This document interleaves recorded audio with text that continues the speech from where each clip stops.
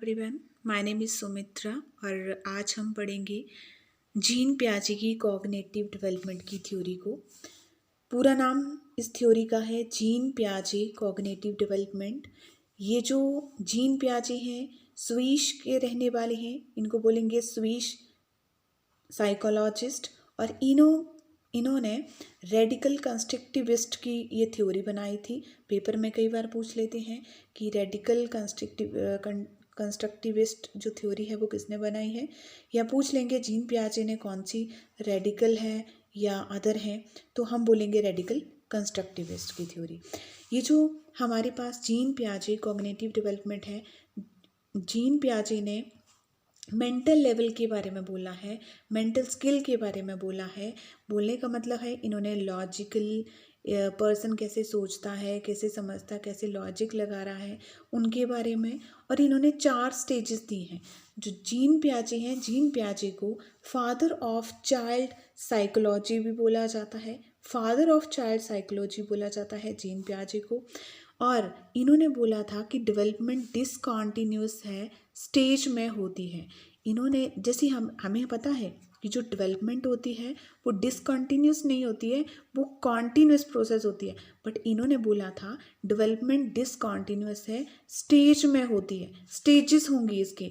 यानी कि ऐसा नहीं है कि एक पर्सन ही स्टेज में होगा, हर एक बच्चा स्टेज में उसको फॉलो करेगा। कि अगर छोटा बच्चा रोता है तो सभी छोटे बच्चे रोते हैं, फिर वो चलना सीखता है, फिर वो क्रॉलिंग करता है, चलना सीखता है, फिर धीरे धीरे दौड़ता है, जान पहचान बनाने। इट मीन्स ये सारी स्टेजेस हैं, स्टेज में सारा काम होता है।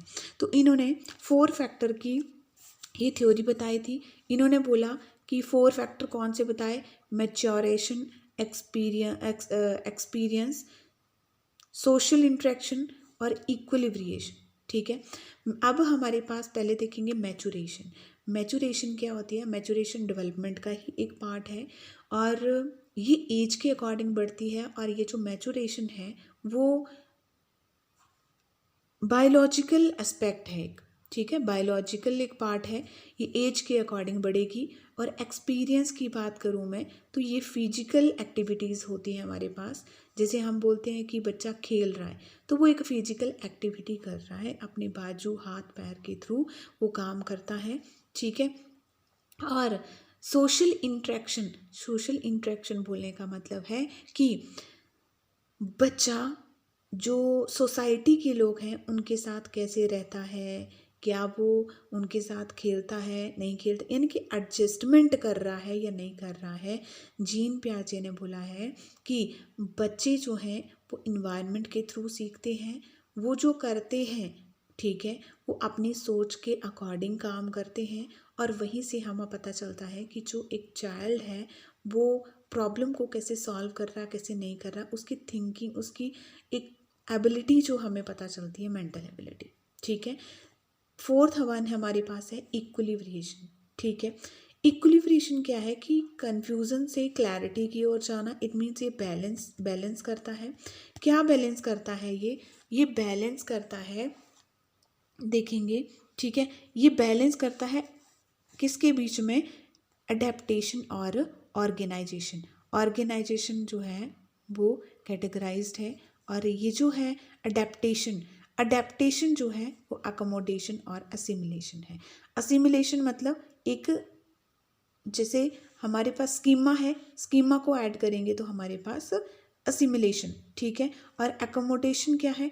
इट मीन्स मॉडिफाई करना, चीज़ को मैनिपुलेट करना, एडजस्ट करेंगे ये, ठीक है। तो इन दोनों के बीच में जो अकोमोडेशन और असिमिलेशन के बीच में जो हमारे पास बैलेंस बनता है उसको हम बोलते हैं इक्विलिब्रिएशन, ठीक है। और ये जो हमारे पास 4 फैक्टर मैचुरेशन जो है, ये रेडीनेस टू लर्निंग, यानी कि बोलने का मतलब रेडी नहीं है, ठीक है, रेडी नहीं है अभी एज के अकॉर्डिंग। इट मीन्स कि रेडीनेस टू लर्निंग बोलने का मतलब कि जो मैचुरेशन होती है वो एज के अकॉर्डिंग होती है। इसका ऐसा नहीं है कि इन्वायरमेंट के थ्रू ही ऐसा कुछ, ये एज के अकॉर्डिंग आएगी, ठीक है। अब हमारे पास यहाँ पे मैंने बोला कि जो इक्विलिब्रिएशन होती है वो असिमिलेशन और अकोमोडेशन का के बीच जो उसको बैलेंस करती है इक्विलिब्रेशन। ठीक है, अब ये जो इक्विलिब्रेशन है, ये जो है हमारे पास, ये क्या है, ये स्कीमा है। स्कीमा बोलने का मतलब कि जैसे एग्जाम्पल ले लेते हैं स्कीमा का, कि अगर बच्चे को बताया गया कि गाय जो होती है उसकी 4 टांगें होती है और एक पूंछ होती है, उसको गाय बोलते हैं। ठीक है, तो इक्विलिब्रेशन बनाएगा इन दोनों के बीच, यानी कि अब जो है हमारे पास, अगर उसने, बच्चे ने, हमने गाय के बारे में बताया था 4 टांगे एक पूंछ होती है, उसने भैंस देख ली और उसने क्या कर दिया, इसने, बच्चे ने क्या किया, बच्चे ने जो हमारे पास स्कीमा था, जो गाय थी, जिसको पता था कि गाय की 4 टांगे एक भैंस होती है, तो उसने गाय को भैंस के साथ बराबर कर दिया कि गाय और भैंस एक ही है। उसको नहीं पता, बट उसने भैंस को भी गाय बोल दिया क्योंकि उसने देखा 4 टांगे एक पूंछ लगी हुई है। न्यू स्कीमा बन के आया, किसी ने उसको बताया कि बच्चे ये जो है, ये गाय अलग होती है, भैंस अलग होती है। ठीक है, गाय जो है वो वाइट कलर की या ब्राउन कलर की और भैंस काले रंग की होती है। तो ये बच्चे को नई सिचुएशन पता चली। ठीक है, अब यहाँ से बच्चा कंफ्यूज कि डिसइक्विलिब्रेशन मतलब एक अलग अलग चीज़ बन गई कि गाय अलग है, भैंस अलग है। वो एक न्यू चीज़ उसके दिमाग में आई, न्यू स्कीमा उसके माइंड में आया, और यहाँ से जो है, सॉरी, तो यहाँ से क्या है, यहाँ से बच्चे को एक डिसइक्विलिब्रेशन मतलब कि दोनों के बीच, दोनों सेम नहीं है, वो अलग अलग हैं, ये बच्चे को पता चला। और यहाँ से अकोमोडेशन यानी कि उसने मॉडिफाई किया कि ये गाय अलग है और भैंस अलग है। तो उसको जो मॉडिफाई किया, फिर ये जो है ये नया स्कीमा बन गया कि गाय एक और अलग होती है, भैंस अलग होती है। ठीक है, और इक्विलिब्रेशन, तो यहीं से ही जो जीन पियाजे हैं उन्होंने 4 स्टेजेस दी हैं। ठीक है, कॉग्निटिव डेवलपमेंट की, कि कॉग्निटिव डेवलपमेंट जो रहता है हमारे पास, उनकी क्या है, 4 स्टेजेस हैं।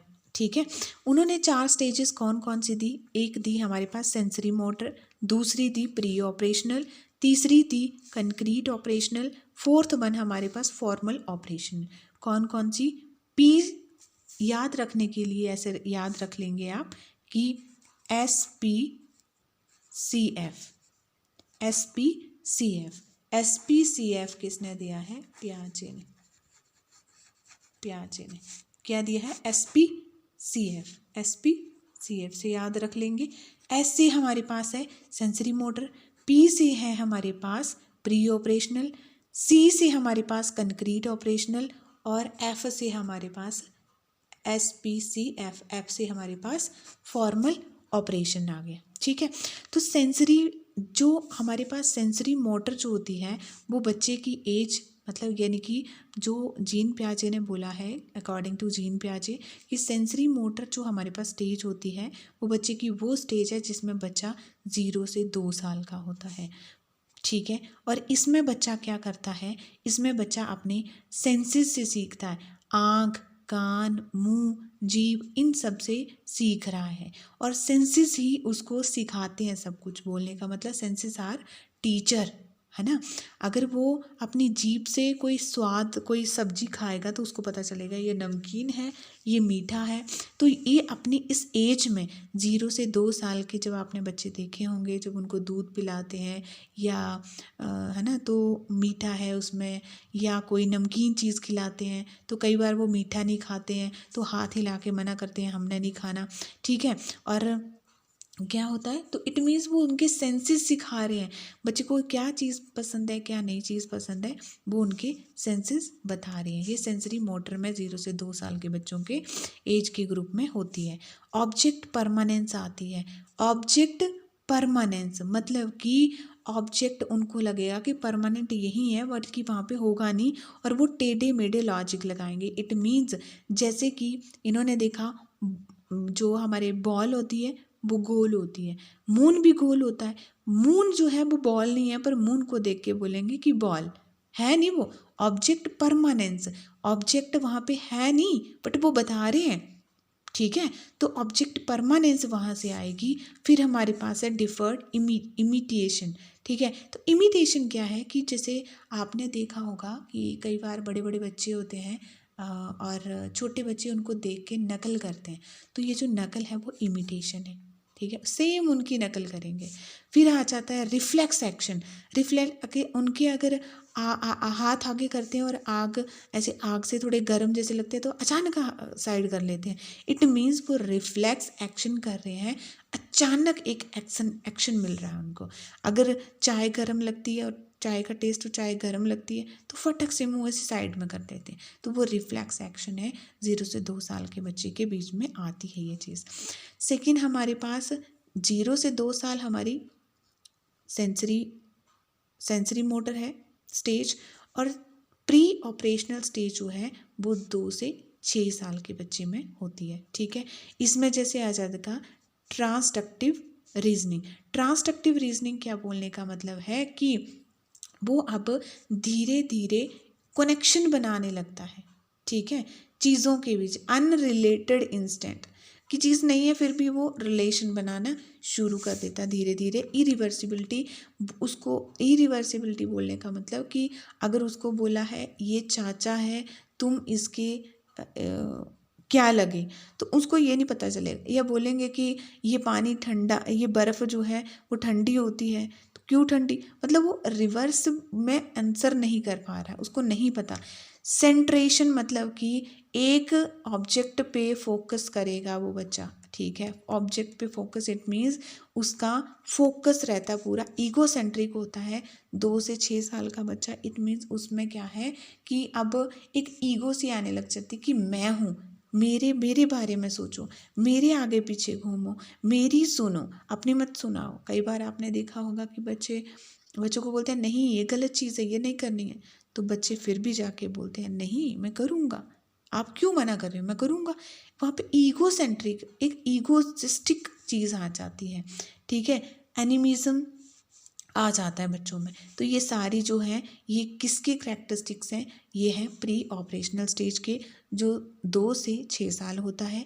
जो अब 7 से 11 या कभी कभार 12 एज भी बता देते हैं, तो वो जो है वो कंक्रीट ऑपरेशनल है। कंक्रीट से पता चल रहा है, कंक्रीट बोलने का मतलब क्या है, जो चीज़ें हैं सामने उनके बारे में लॉजिक लगाएगा, उनके बारे में सोचेगा, लॉजिक लगाना शुरू कर दे रहा है अब तो। पहले बच्चे को लॉजिक के बारे में पता ही नहीं था, वो इरिवर्सिबल था।